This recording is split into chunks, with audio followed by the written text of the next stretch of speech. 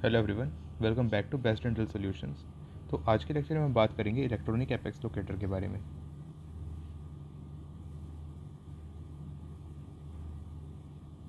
तो हम क्या पढ़ रहे थे? हम बात कर रहे थे जो हमारी शेपिंग जो होती है, क्लीनिंग एंड शेपिंग और रोड कैनाल में जो शेपिंग की गाइडलाइंस पढ़ रहे थे और उसमें फेज़ 3 हमने देखा था।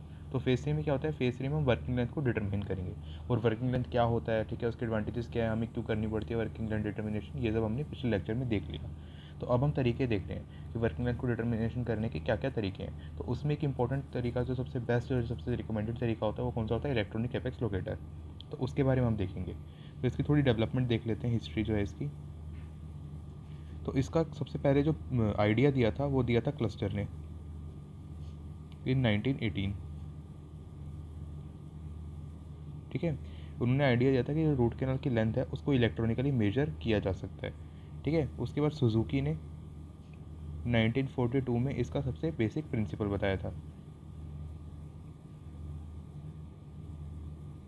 और उसके बाद सुनाडा सुनाडा ने 1962 में इसको सबसे पहले कॉमर्शलाइज़ किया था, मतलब कॉमर्शियली इसको इंट्रोड्यूस किया था।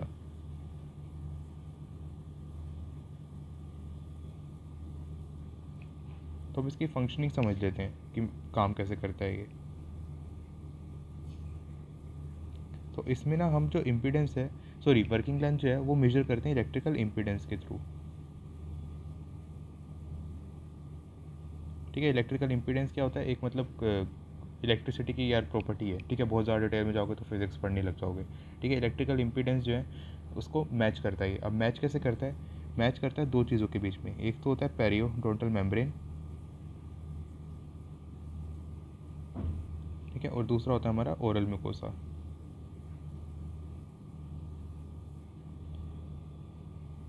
ठीक है, इन दोनों के आपस में इम्पीडेंस को मैच करेगा। ठीक है, और जिस टाइम पे मैच हो जाएंगे उस टाइम पे हमें पता लग जाएगा कि हाँ वहाँ पे हमें वर्किंग लेंथ मिल चुकी है। ठीक है, तो इन दोनों का जो इम्पीडेंस होता है ना वो सेम होता है। सेम क्यों? क्योंकि दोनों म्यूकोसा ही हैं। ठीक है, और बॉडी का जो भी म्यूकोसा होगा उसकी लगभग क्या मतलब सेम ही होगी इम्पीडेंस। तो ये होती है 6.40 किलो ओम्स, 6.5 किलो ओम्स। ठीक है, अब इसमें क्या होता है ना, इलेक्ट्रॉनिक एपेक्स लोकेटर है उसमें दो पार्ट होते हैं। एक तो होता है हमारा लिप हुक। ठीक है, इसको हम पेशेंट के लिप या म्यूकोसा पे लगाते हैं, बक्कल म्यूकोसा वगैरह पे लगा सकते हैं। ठीक है, और दूसरा हमारा होता है फाइल होल्डर। ठीक है, इसमें हमारी एंडोडोंटिक फाइल हम लगाते हैं। ठीक है, जैसे मान लो के फाइल हमने लगा दी। ठीक है, अब इसमें करना क्या है? अब करना क्या है, मान लो ये हमारा टूथ है।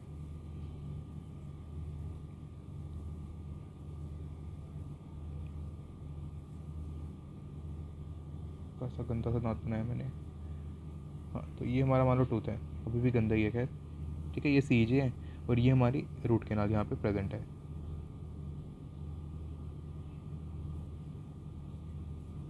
ये हमारे इधर रूट कैनाल प्रेजेंट है। ठीक है, तो क्या होगा, हम इसमें फाइल इंसर्ट करेंगे। ठीक है, और दूसरी साइड क्या है? दूसरी साइड हमारा जो है लिप हुक प्रेजेंट है और यहाँ से हमारा पेशेंट का लिप टच है। ठीक है, तो इसकी इम्पीडेंस हमें पता है क्या है? 6.5 किलो ओम्स। तो अब मान लो हमने फाइल को इस लेवल तक इंसर्ट किया, तो इसकी इम्पीडेंस मान लो एक्स आ गई। फिर हम फाइल को और नीचे लेके गए, यहाँ तक आ गया तो उसकी इम्पीडेंस वाई आ गई।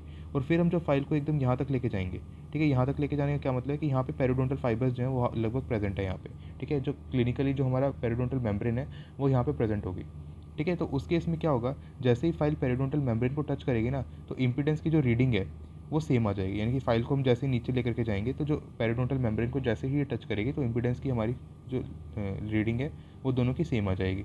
ठीक है, तो उस केस में क्या होगा, डिवाइस में बीपिंग होगी। ठीक है, या फिर हो सकता है लाइट जल जाए, या फिर रीडिंग से हमें सिग्नल मिल सकता है। अलग अलग कंपनीज़ के अलग अलग मतलब एपेक्स लोकेटर आते हैं तो उसमें अलग अलग मैकेनिज्म हो सकता है। ठीक है, तो उससे क्या होगा, हमें पता लग जाए कि जो फाइल है हमारी वो वर्किंग लेंथ पे पहुंच चुकी है।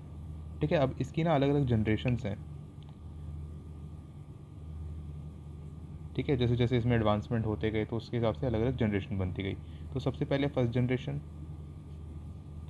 तो फर्स्ट जनरेशन में क्या था ना, हम इम्पीडेंस को मेजर नहीं करते थे, हम इसमें रेजिस्टेंस को करते थे मेजर, रेजिस्टेंस को कंपेयर करते थे। ठीक है, तो इसमें सिर्फ रेजिस्टेंस मेजर किया जाता था और ये जनरली हम ड्राई कैनाल में ही कर सकते थे, यानी कि कैनाल को हमें पूरा ड्राई करना पड़ेगा उसके बाद ही मेजर कर सकते हैं हम। तो अगर मान लो कैनाल में कोई पस या ब्लड या कोई इरिगेंट वगैरह प्रेजेंट है तो उस केस में हम ये नहीं कर पाएंगे।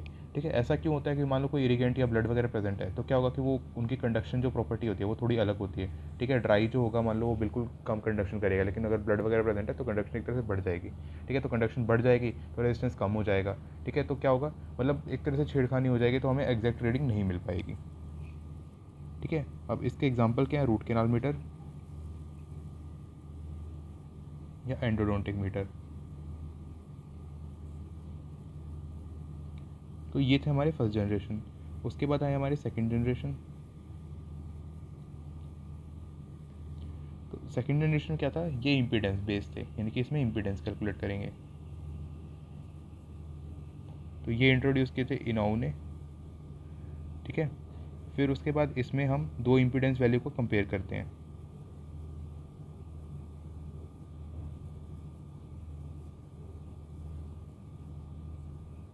ठीक है। लेकिन इसमें क्या होता है ना, इसमें थोड़ा प्रीसेट करना पड़ता है इसमें, ठीक है। प्रीसेट का क्या वो मतलब है कि हमें पहले ना अपना जो हमारा इम्पीडेंस का जो वो फाइल है, जो फाइल होल्डर है, उसको हमें प्रीसेट करना पड़ेगा, यानी कि उसको हम पेरिडोंटल सल्कस में पहले प्लेस करेंगे पेशेंट के। तो उससे हमें पता लग जाएगा कि इम्पीडेंस कितनी है, ठीक है। और फिर हम उसको चेक करेंगे, उसको कंपेयर करेंगे, हमारा जो पेरिडोंटल जो हमारा फाइल को एक तरह से टूथ के अंदर, रूट कैनाल के अंदर डाल के फिर हम चेक करेंगे कि वो इम्पीडेंस सेम आ रहा है या नहीं आ रहा, यानी कि ये थोड़ा टेक्निक सेंसिटिव होता है,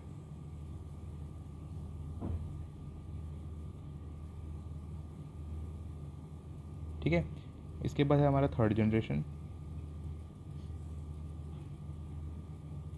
तो थर्ड जनरेशन में क्या होता है, इसमें मल्टीपल फ्रिक्वेंसीज हम कंपेयर करते हैं, सॉरी मल्टीपल फ्रिक्वेंसीज पे काम करते हैं।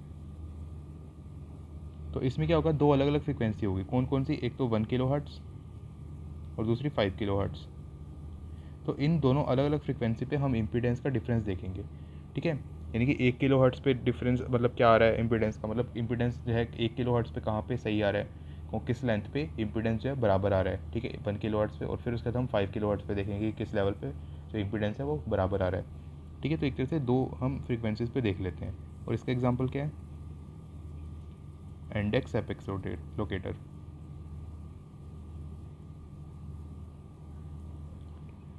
और इसके बाद हमारा फोर्थ जनरेशन।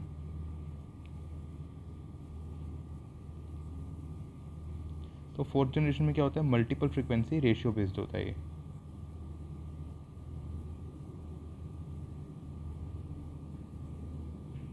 यानी कि इसमें हम दो फ्रीक्वेंसीज का इम्पीडेंस रेशियो कैलकुलेट करते हैं,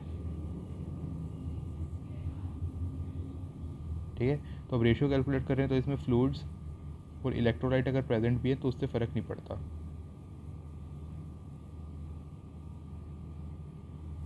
इसके एग्जांपल क्या है, रूट जेड एक्स, प्रोपेक्स आई क्यू, ठीक है। तो ये सब इसके एग्जांपल हो गए। फिर इसमें कुछ और भी नई टेक्नोलॉजीज आई हैं। अब क्या हो रहा है ना कि अब कुछ बैटरी पावर्ड हैंड पीसेज में एपेक्स लोकेटर इंटीग्रेटेड आ रहा है, बैटरी पावर्ड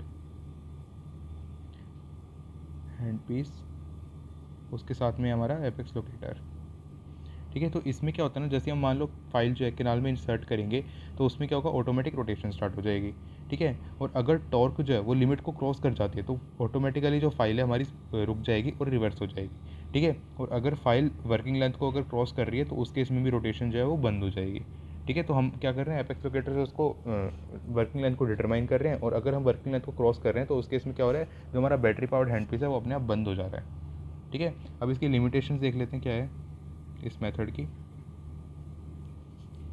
तो अगर मान लो टूथ का जो एपेक्स है वो इमेच्योर है, यानी कि ओपन एपेक्स प्रेजेंट है, तो उस केस में एक्यूरेसी कम हो जाती है इसकी। इसके अलावा अगर कैनाल कैल्सिफाइड है, ठीक है, समझ रहे हो, कैनाल कैल्सिफाइड है तो क्या होगा, वहाँ पे भी कंडक्शन वगैरह की प्रॉपर्टी में थोड़ा हेर फेर होगा, ठीक है। तो उसकी वजह से हमारे पास सही रीडिंग नहीं आएगी। इसके अलावा कैनाल में अगर मान लो एक्सेसिव ब्लीडिंग है, तो ब्लीडिंग वगैरह केस में हम यूज़ कर ही नहीं पा रहे, हमें एकदम ड्राई कैनाल चाहिए। और इसके अलावा अगर मान लो मेटेलिक क्राउन या रेस्टोरेशन अगर प्रेजेंट है, ठीक है, समझ रहे हो, मतलब जितने भी कंडक्शन वगैरह खेल हो रहे हैं ना, तो उस केस में हम ये यूज़ नहीं कर पा रहे, ठीक है। हमें इसमें चाहिए एकदम ड्राई। तो आज की डेट में ना जो इलेक्ट्रॉनिक एपेक्स लोकेटर है वही सबसे आइडियल मेथड माना जाता है फॉर वर्किंग लाइन डिटर्मिनेशन, ठीक है। और सिर्फ हम इलेक्ट्रॉनिक एपेक्स लोकेटर से भी काम चला सकते हैं, लेकिन सबसे ज़्यादा रिकमेंडेड क्या तरीका है, इलेक्ट्रॉनिक एपेक्स लोकेटर प्लस में इंगल्स टेक्निक, ठीक है। तो यही सबसे बेस्ट तरीका है, इसी से हम एक तरह से जो हमारी वर्किंग लेंथ है उसको डिटरमाइन करते हैं। तो ये था हमारा लेक्चर इलेक्ट्रॉनिक एपेक्स लोकेटर पे। इससे नेक्स्ट लेक्चर में हम देखेंगे इंगल्स टेक्निक।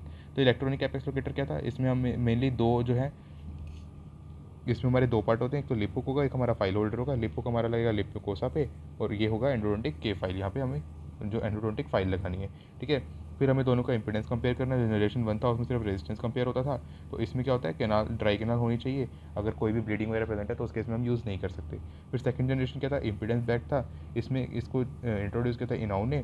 इसमें दो इंपीडेंस वैल्यू को कंपेयर करते हैं हम, यानी कि जो दोनों इंपीडेंस वैल्यू है, एक तो पेरिडोंटल जो हमारा लिगामेंट है उसकी, जो पेरिडोंटल टिश्यू है उसकी, और साथ में ओरल म्यूकोसा की, उन दोनों की इंपीडेंस वैल्यू को कंपेयर करेंगे, ठीक है।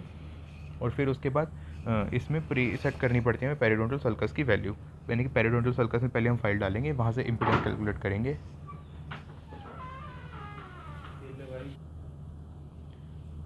यानी कि पेरिडोंटल सल्कस में हम पहले फाइल डालेंगे, उसके बाद उसकी इंपीडेंस कैलकुलेट करेंगे, फिर उसके हिसाब से हम प्रीसेट करेंगे, यानी कि थोड़ा टेक्निक सेंसिटिव प्रोसीजर होता है। फिर थर्ड जनरेशन में क्या होगा, इसमें मल्टीपल फ्रिक्वेंसीज होंगी, ठीक है। इसको मतलब इंपीडेंस को हम कंपेयर करेंगे, दोनों जो हमारे पेरिडोंटल टिश्यू है और साथ में ओरल म्यूकोसा है उसको हम दो फ्रिक्वेंसी पे, पेरिडोंटल जो हमारी दो फ्रिक्वेंसी है उस पर इंपीडेंस को कंपेयर करेंगे। फिर फोर्थ जनरेशन में क्या हो रहा है, इसमें मल्टीपल फ्रिक्वेंसी में रेशियो लेते हैं, ठीक है। अब रेशियो कैलकुलेट कर रहे हैं तो उस केस में हमें क्या होगा, अगर मान लो फ्लूइड या फिर कोई ब्लीडिंग वगैरह प्रेजेंट भी है तो फिर भी हम कर सकते हैं, यहाँ पे कोई दिक्कत नहीं है कि हमें ड्राई कैनाल ही चाहिए, ठीक है। फिर उसके बाद battery powered handpiece plus apex locator भी आ रहे हैं, उसमें क्या होगा, जैसे ही मान लो फाइल जो है वो क्रॉस करेगी वर्किंग लेंथ को, तो फाइल अपने आप बंद हो जाएगी, ठीक है, रोटेशन एकदम से बंद हो जाएगी, ठीक है। फिर इसकी लिमिटेशन क्या है, वही अगर मान लो कंडक्शन वगैरह में कुछ दिक्कत आ रही है, ठीक है, अगर वो किस केस में आ सकती है, तो मेटेलिक रेस्टोरेशन हो या मेटेलिक क्राउन हो या फिर ब्लीडिंग वगैरह प्रेजेंट हो, ठीक है, और या फिर एपेक्स इमेच्योर हो या फिर कैनाल कैल्सिफाइड हो, तो इन केस में दिक्कत आ सकती है। और सबसे बेस्ट मेथड क्या है वर्किंग लेंथ डिटर्मिनेशन का, EAL यानी कि इलेक्ट्रॉनिक एपेक्स लोकेटर, साथ में इंगल्स टेक्निक। अब इंगल्स टेक्निक का जो लेक्चर होगा वो नेक्स्ट लेक्चर होगा, ठीक है, अच्छे से देख लेना उस लेक्चर को भी, और एग्जाम में पूछा जाता है तो अच्छे से एक बार मैं फिर से बोल रहा हूँ, देख लेना वो लेक्चर।